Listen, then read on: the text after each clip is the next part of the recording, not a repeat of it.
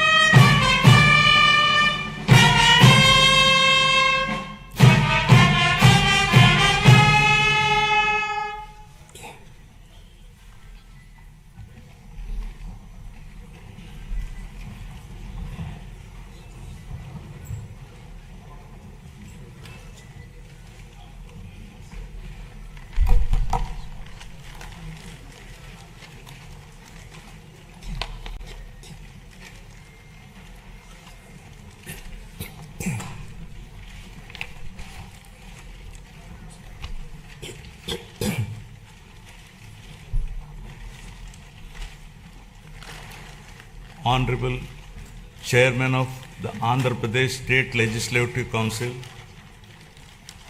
Honorable Speaker of Andhra Pradesh Legislative Assembly, and Honorable members of this August Legislature, it's my honor and privilege to address this joint session of the Legislature on the occasion of the budget session for the year 2026-27. The state of Andhra Pradesh has witnessed significant transitions since its bifurcation in 2014. The government that assumed office that year was confronted with unprecedented challenges, including state reorganization, division of assets, loss of urban conglomeration and the capital city, infrastructure deficits, and an agricultural dominant economic base. Despite limited resources, concerted efforts were made to stabilize finances, improve connectivity, rebuild institutions, and lay the groundwork for long-term development. However, the change in governance in 2019 disrupted this momentum. Systemic governance failures emerged, growth stalled, financial stress intensified, institutions destroyed, total anarchy with breakdown of law and order, arbitrary restrictions placed through misuse of Section 22A, and key sectors such as infrastructure, power, irrigation suffered serious setbacks.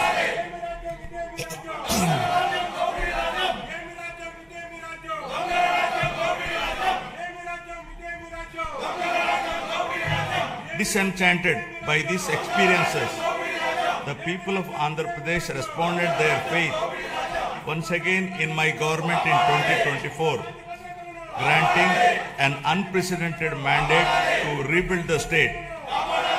The decisive verdict of electing National Democratic Alliance government reflects their deep trust and confidence in the leadership of Honorable Chief Minister Sri Nara Chandrababu Naidu Garu, the committed partnership of Sri Pawan Kalyan Garu, Honorable Deputy Chief Minister, and the continued guidance and support of Honorable Prime Minister of India, Sri Narendra Modi Garu.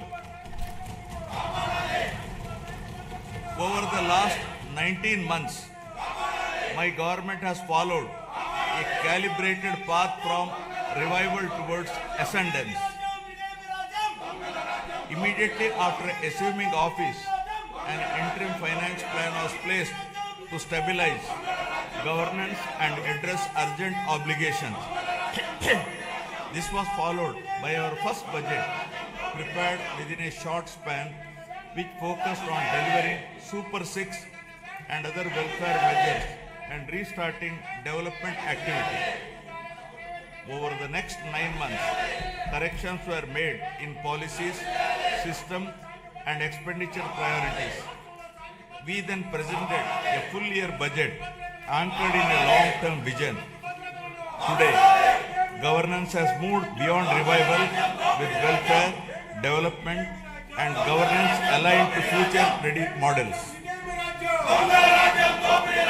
Upon assuming office, my government placed transparency at the forefront by releasing 7 white papers that objectively documented and thereby made common citizens understand the misgovernance in public finances, derailment of the Polavaram project, destruction of the power sector, misappropriation of natural resources, criminal excise policies, deterioration in law and order, and the misguided 3 capital proposal with an aim of destroying futuristic Amaravati that stalled the state's overall progress.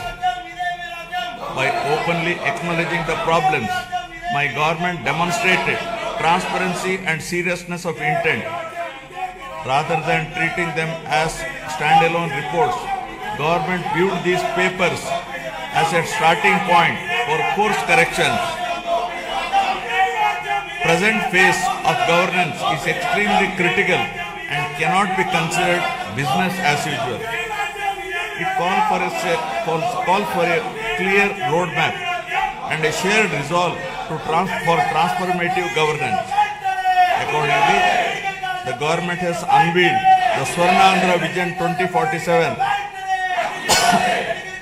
placing families and communities at the heart of development. This vision seeks to harmonize prosperity with dignity, growth with equity, and ambition with sustainability.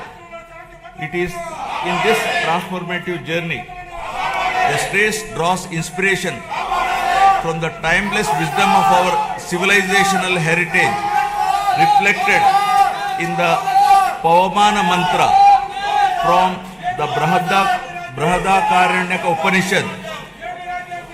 Asatoma Sadgamaya, Asatoma Sadgamaya, Tamosoma Jyotirgamaya, Mrityorma Amritagamaya. Building on this spirit of course correction, my government has articulated the Padi Sutralu as guiding principles for governance, designed to balance welfare with development and to create a virtuous circle where economic growth through sustained investments generates wealth that strengthens social well-being and social empowerment fuels sustained progress. These principles serve as a moral and administrative compass, placing people at the center of policy while ensuring fiscal prudence, institutional integrity, and long-term sustainability. To translate vision into action, a dedicated mission framework has been initiated, operating with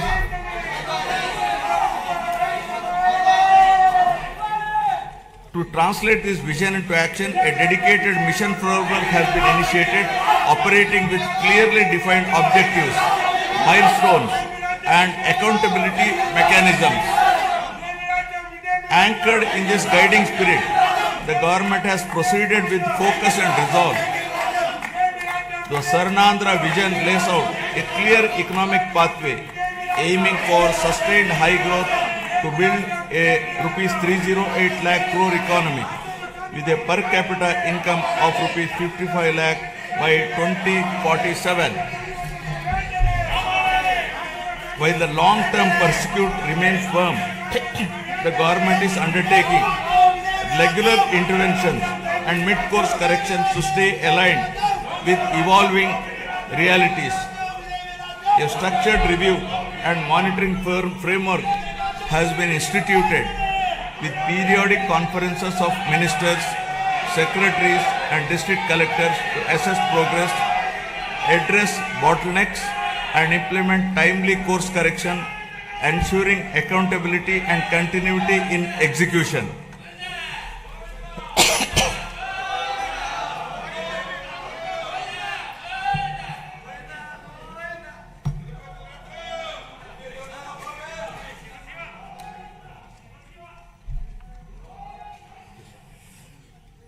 Resurgence to ascendance. My government has embarked on a clear and deliberate journey from resurgence to ascendance, guided by the resolve to rebuild, renew and rise. The initial phase of governance focused on restoring stability, dignity and trust through welfare support, economic revival and administrative correction.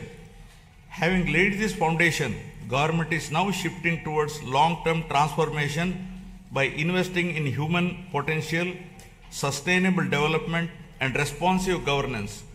Policies are being aligned with outcomes, institutions are being strengthened, and citizens are being placed at the center of decision making.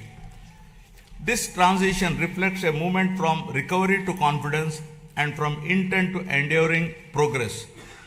From the very first year of governance in 2024, my government has moved swiftly to implement its commitments, beginning by making the Super 6 guarantees a super hit, emerging as one of the largest DBT initiatives globally, with spending of nearly 33,000 crores per year and extending well beyond them. Under NTR Bharosa, my government stands firmly with the most vulnerable, benefiting 63.12 lakh pensioners and restoring dignity to daily life. Through Talliki Mandanam, financial assistance of rupees 15,000 per month is transferred directly to over 66 lakh students' bank accounts of mothers, irrespective of number of children, enabling them to pursue education from class 1 to intermediate without financial stress. Women's empowerment has received decisive momentum. The Stree Shakti free bus travel scheme, launched on last Independence Day, has enabled 37.8 crore free journeys by our mothers, sisters, daughters, women, girls and transgender persons to travel free across the state. Under Annadata Sukhi Bhava, rupees 20,000 per farmer per year is being provided to 46.86 lakh farmers. Alongside this, Deepam 2.0 is easing household burdens by providing 3 free LPG cylinders per year to 1.08 crore poor households. 15,941 teacher posts through Mega DSE 2025 and 5,757 constable posts have been filled. Rupees 15,000 annual support to 2.90 lakh auto, taxi and maxi cab drivers under Auto Driver Sevalo. Over 1.2 lakh fishermen families supported with rupees 10,000 to rupees 20,000 through Matsyakara Sevalo.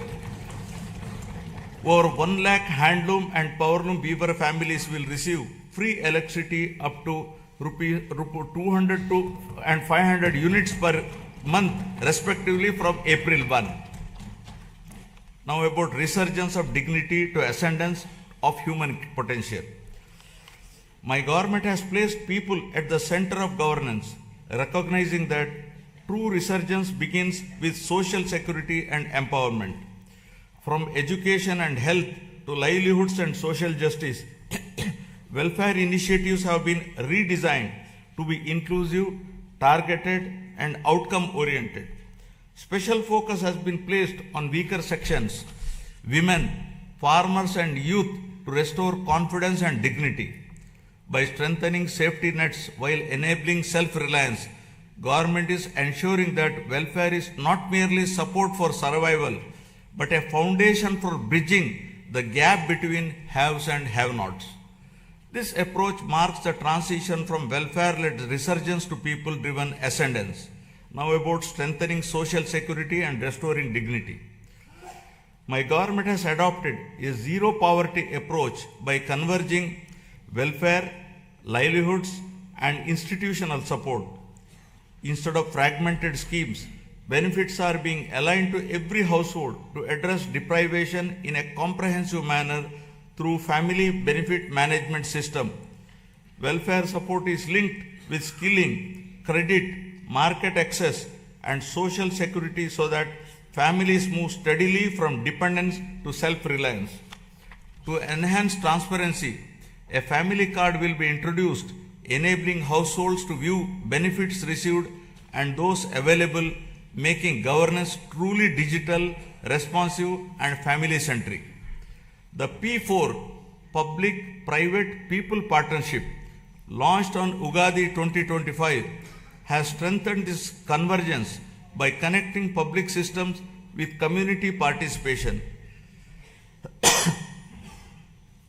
This integrated framework ensures that poverty reduction is not temporary relief but a permanent exit, transforming welfare into a ladder for economic and social mobility. So far, over 1 lakh Margadarshis, those with means, experience, and opportunity have voluntarily adopted 10.30 lakh Bangaru Kutumbalu, working family by family to eliminate deprivation, restore dignity, and rekindle hope. The Anna Canteen program continues to be a cornerstone of social welfare in Andhra Pradesh, guided by the principle that no person should go hungry. At present, 205 Anna canteens are operational across 113 assembly constituencies, providing affordable and nutritious meals with dignity. Steps are underway to extend this initiative to the remaining constituencies through rural canteens, ensuring wider reach. Alongside this, housing and nutrition remain central to the vision of housing for all under Sarnandra 2047. The provision of Pakka houses to all eligible families reinforces social security, dignity, and inclusive growth. Socio-economic political equity in all aspects continues to guide governance. Our approach to scheduled caste welfare is guided by the fairness and inclusion.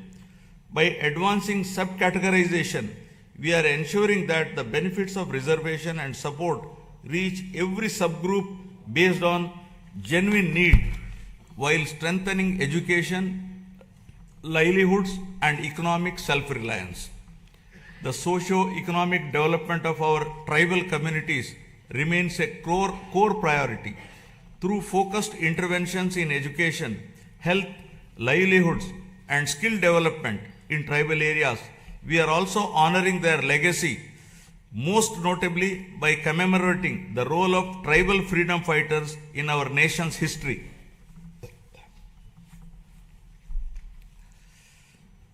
Backward classes are central to our vision of strong and inclusive Andhra Pradesh.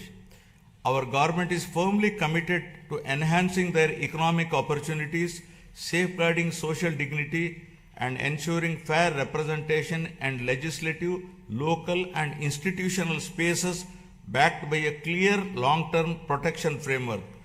Through Adharana 3 scheme, modern equipment and tools will be provided to the beneficiaries to promote micro entrepreneurship and strengthen MSMEs.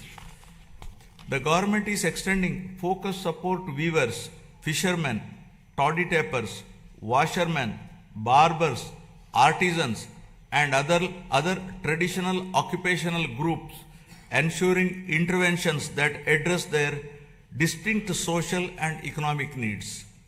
For minority communities, our focus is on security, opportunity, and trust.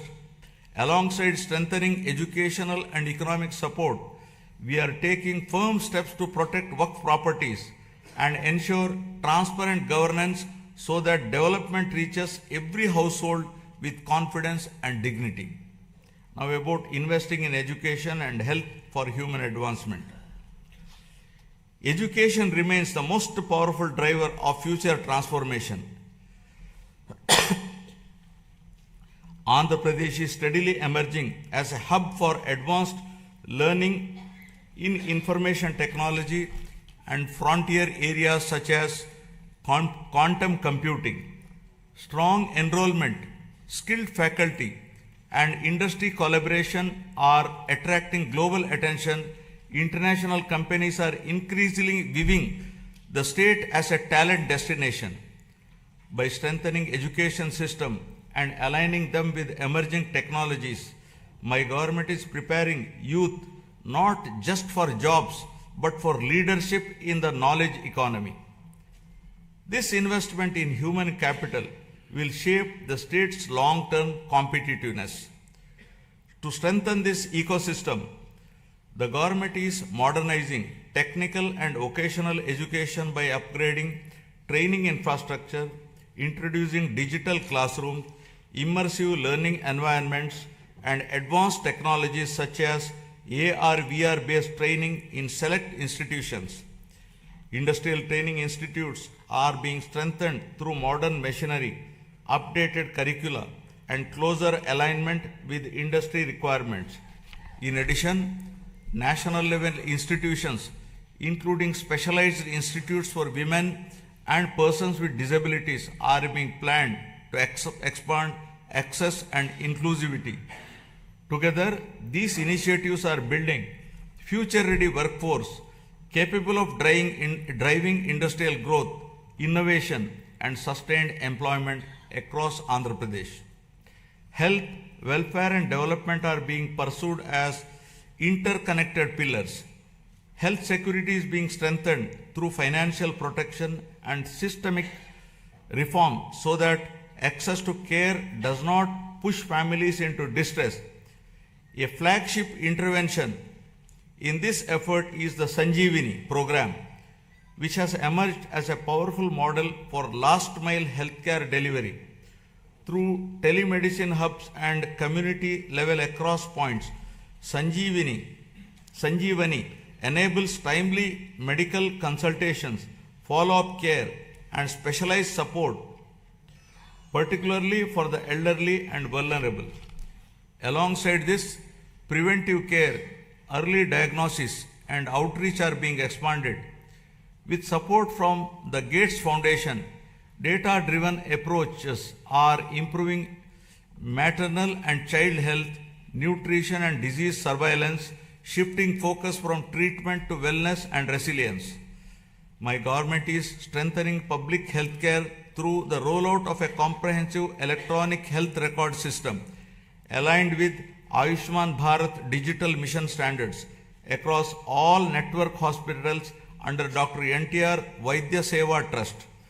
This will enable citizens to securely access digital personal health records, ensuring continuity of care and improved clinical outcomes. A universal health coverage scheme is being introduced to provide comprehensive health insurance of Rs 2.5 lakh to every individual resident of the state. Simultaneously, cashless healthcare is being provided to 1.43 crore BPL families with financial protection of up to 25 lakh per family per year, including high-end treatments such as cancer care and bilateral cochlear implants surgery without any ceiling limit.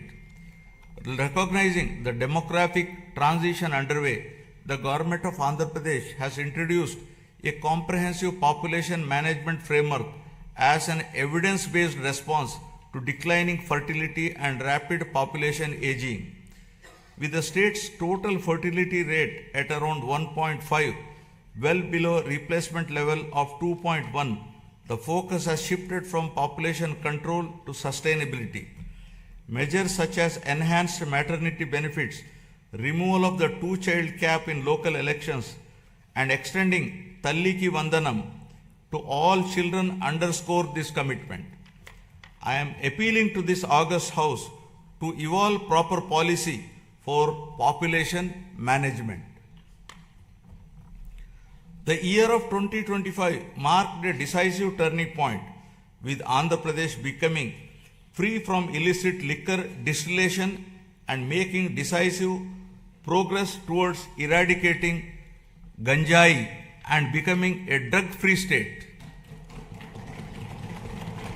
This has been accomplished through the rollout of Navodayam 2.0, first piloted in select districts and subsequently implemented across the state, combining strong enforcement with community engagement.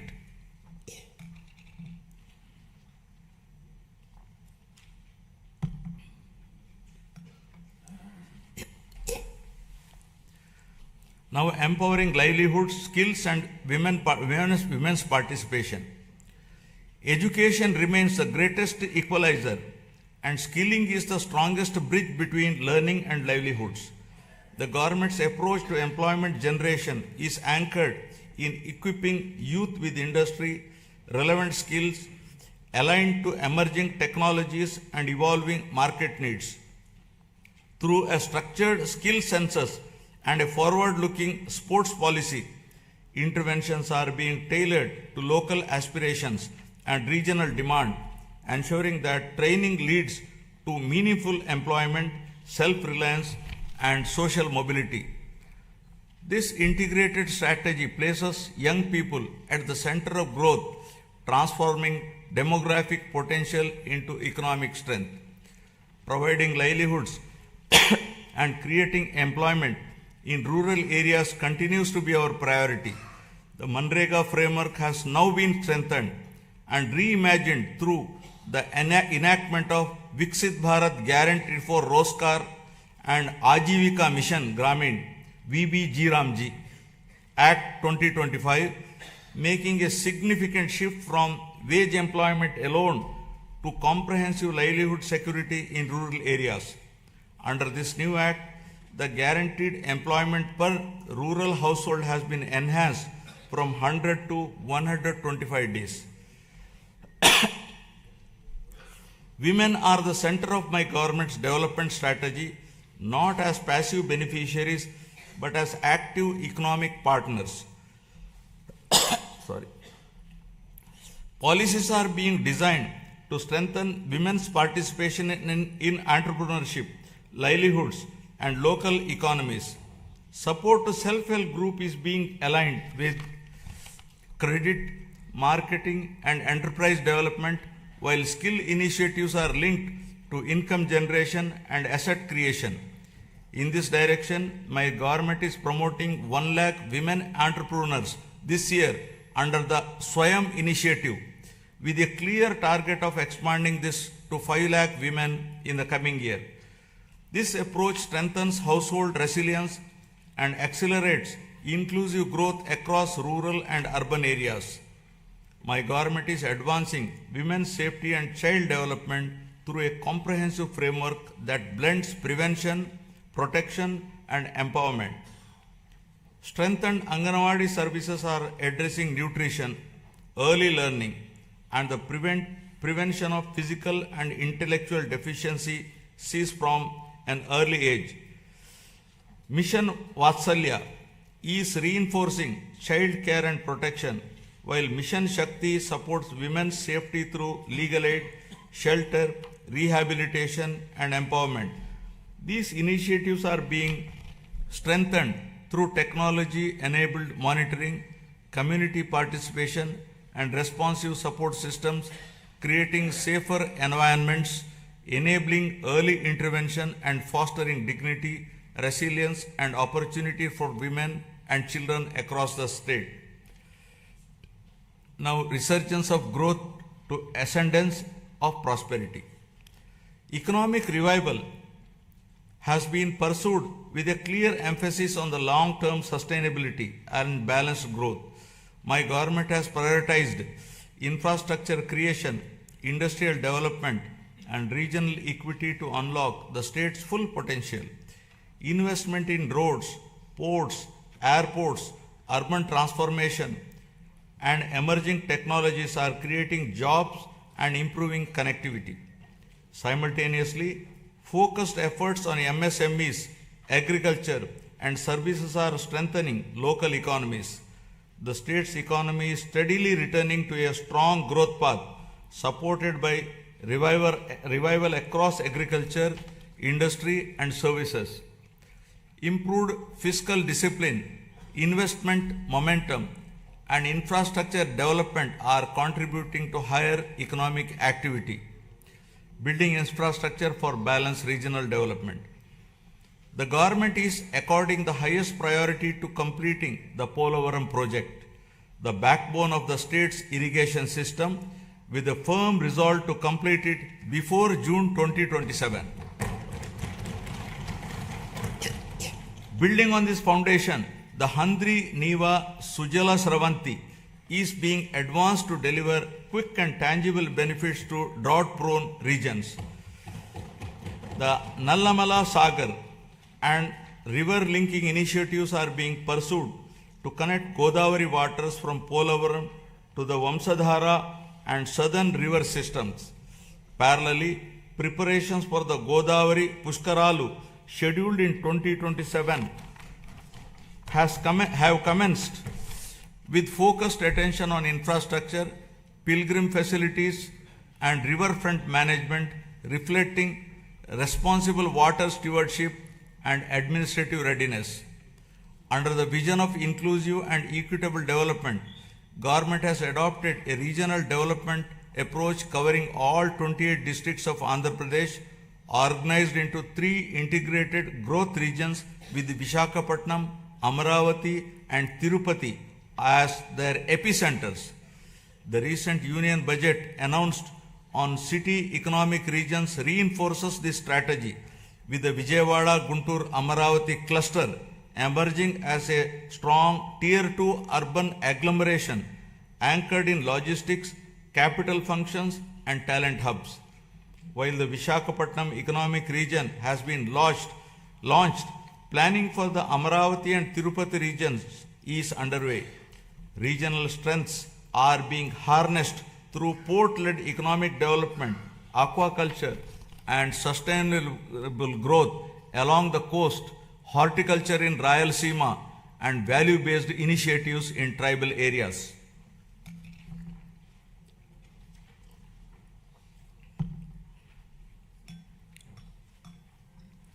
My government is opening a new chapter that links Amaravati to the frontiers of quantum and advanced technology, echoing the efforts of the country to build domestic capabilities in next-generation computing under the National Quantum Mission.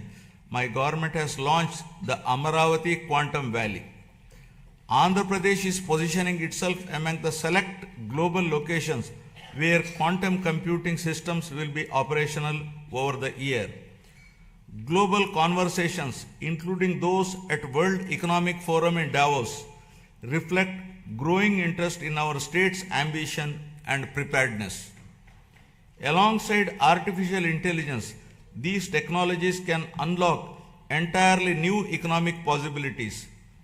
By aligning innovation, talent, and policy, our government believes that future-driven sectors can create unprecedented value, moving the state decisively from resurgence towards technological and economic ascendance.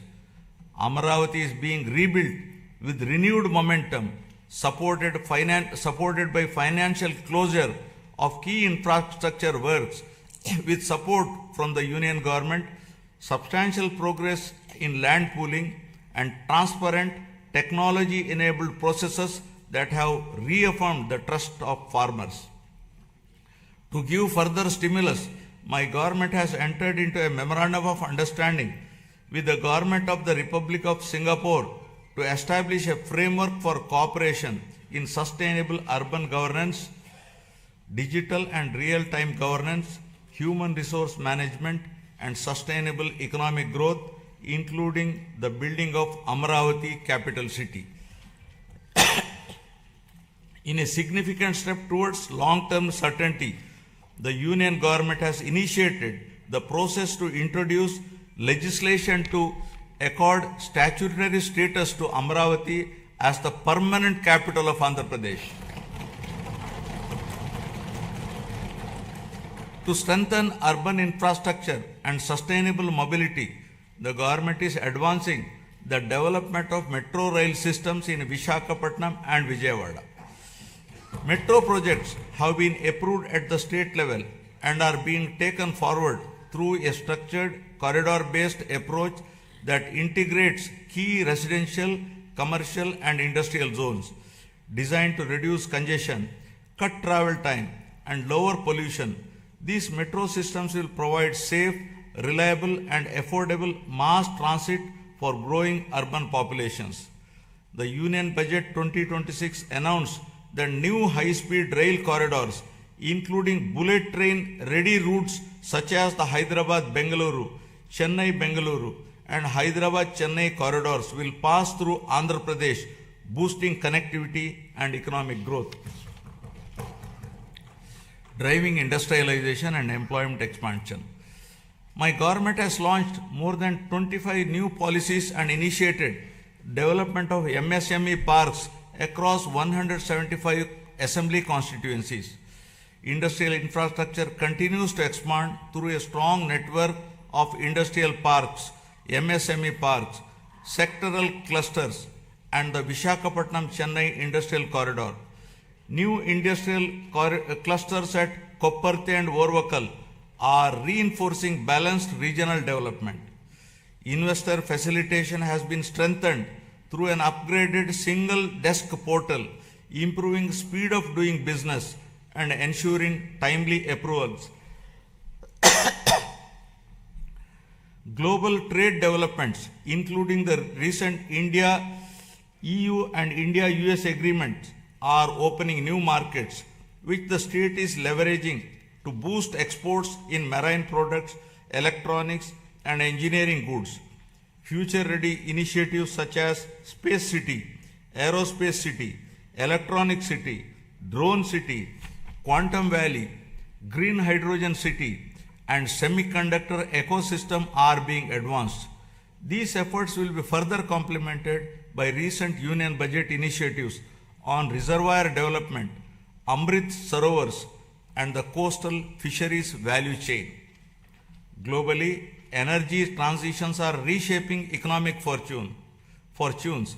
While many economies remain locked into fossil fuels or face supply vulnerabilities, India holds a